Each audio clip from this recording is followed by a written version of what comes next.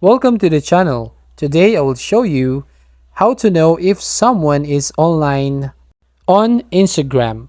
So let's get into it. So first, open your Instagram app. Now you need to make sure that you enable the activity status. To do that, go to profile icon on the bottom right, then three lines at the top right corner, then tap on settings and privacy. Now you need to scroll down and find the messages and story replies option. Then tap on that. Now tap on show activity status. Now here, as you can see, you need to toggle it on. Same as the show when you're active together.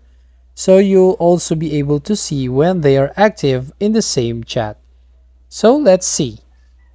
Going back to homepage, then go to direct message, then you will see the green dots meaning they are online. So that's it. If you find this helpful, don't forget to subscribe and ring the bell icon to notify you for the next video.